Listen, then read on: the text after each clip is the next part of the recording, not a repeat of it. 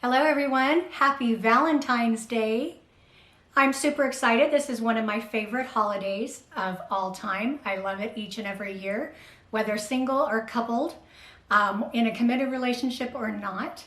It is probably just a day for all of us to remember that love is important, whether you're single or you're coupled. You still have friends, you still have family, you have siblings, you have cousins, you have aunts, uncles, grandparents, parents. So love is important for everyone. So happy Valentine's Day, whether you're single or you're coupled. And I wish you love for you and all of your friends and family. Like I said, it's one of my favorite times of year. I love it. Of course, pink and red are two of my favorite colors. Lavender and purple are my favorite colors, but red and pink are a close second, following up with that. So today I thought, since it's Valentine's Day, I was trying to think of the things that I love to do on Valentine's Day if I don't have anything really big happening. And I'm an avid reader, and I have some favorite books that I just love that are fantastic love stories, have some romantic elements to them, and just give you all the feels. They're my all-time tried and true. I read them probably every year. I do have a lot of favorite books that I revisit all the time because I just would like to go back to that universe, if I may, and just enjoy some time with my favorite characters. So for Valentine's Day, for romance, for a love story, you cannot ever go wrong with Nora Roberts. So two of my all-time favorites of hers that I just love. I'll go for the fall winter ones. These are the ones that I read in the fall and the winter because they're kind of set at that time frame, even though it does end in the spring. But it's called the Sign of the Seven trilogy. I've talked about it before as one of my all-time favorite supernatural books. But the love stories, Nora Roberts has a way of picking a couple to be in a romantic relationship with each other and to fall in love with each other. And she just can pick the details and the interests and the personalities of these people and pair them in such a fantastic way that you just fall in love with their stories. And every single book of the Sign of the Seven trilogy, you have blood brothers. You can see how old these are. You have the Hollow, and then you have the final third book, you have the Pagan Stone. And yes, it has a supernatural bent to it. You know, like I said, I'm a sucker for a love story with a supernatural, paranormal aspect. Always. You want to make me happy? That's what will do it. So in the first book, you have Caleb and I forgot her name. I forgot her. Quinn. Quinn's a writer. Caleb is the small town boy. His family pretty much runs the Hollow. So that's his book. And then the Hollow is his friend Fox and Layla's story. And it's just wonderful. Fox is a lawyer. Layla is from New York, and she was a fashion merchandise designer, I guess, or consultant or salesperson.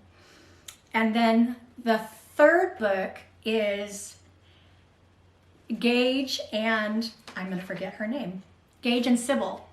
This is one of my favorites. This story between Gage and Sybil. He's the bad boy, the one that came from not so great home and turned his life around, but in a very unique way.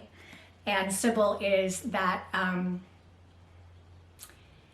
bohemian, free love friend who is also just very chic and shabby chic. And she's just wonderful. I love her. She's kick-ass also. But anyway, they're wonderful. I love this story, the Sign of the Seven trilogy. And again, if you can't go wrong with a love story with supernatural bent, you have to read these books. I visit them every fall and winter, and I never get tired of them, ever. Then the next set, again, does have a supernatural paranormal bent to it, because that's Nora Roberts knows how to write that like nobody can. And this is the Three Sisters trilogy, Three Sisters Island trilogy. And it's 3 women who have this island in common. Nell's the first book, Dance on Air, Upon Air. And Nell comes to this island because she's running, and she meets up with these other 2 women, and they have a special thing in common, and they teach Nell all about that. But Nell falls in love with the small town sheriff. And then you have Heaven and Earth, which is Ripley's story, and she falls in love with this eccentric paranormal supernatural professor who specializes in all of that. And I just love Ripley. She's absolutely fabulous. And then Mia's story, she has a history with the black sheep who left the island and comes back because he realizes he needs to help the island. And that's Mia's story, and I just absolutely love it. The Three Sisters Island trilogy mean a lot to me for a lot of reasons. One, love story is great, supernatural story is great. But these stories are the ones that really started reminding me that I have an interest in other things than what I was doing. Like for Nell's story, cooking. It just reminded me how much I love to cook. And it also reminded me how much I love being by the water and being at the beach. And also it reminded me of a dream of mine that I have always had, which was to have a small bookstore with a cafe. And in this story, that's what Mia does. That's her thing. She's an entrepreneur, and she's a small business owner on this island, among other amazing, fabulous things that Mia is. But yeah, so another thing that Nora Roberts does so freaking well is really gives you an idea of what's possible with all types of careers. And she's so detailed about them that anybody growing up reading her books, starting in high school, I would say would be the right time to start reading them, is in high school. It gives you a lot of ideas about all these careers that you may not have been thinking about because they weren't on your radar. But I'm going off on a tangent. But anyway, Three Sisters Island, a great romantic story. I read these during the spring, summer. And it really gets me excited. And these are the ones that I normally bring if I go to the beach for a few days. But again, you can't go wrong with Nora Roberts for Valentine's Day. You want romance, you want love, and you want an exciting story. She's it. Always. She never disappoints. I absolutely love her. Okay, and then I cannot talk about Valentine's Day, I hope I don't get too emotional, without talking about my all-time favorite love story. I don't think it will ever change. It took me by surprise when I read it. There's more than 3 books. As you can see, there's some of them right here. These are my covered bound ones, so I'm not taking them down. But if you know what this apple is, you know what I'm going to talk about. This is the one I read all the time because I took the cover off. But one of the best love stories ever told in book form and in movie, but we're talking about books today, is Stephenie Meyer's Twilight. It's a beautiful, beautiful love story set around supernatural, paranormal bent again, but this time in the form of vampires and werewolves. But it's just fantastic, beautiful writing. You just immerse yourself with a romantic first love story that goes on into amazing 5 books, 6 books. And then what's really cool is Twilight is Bella's point of view. And that was the one that was made into a movie. But we have Edward's point of view of falling in love with Bella. And Stephanie Meyer came out with Midnight Sun, and that's Edward's point of view of falling in love with her in the Twilight book.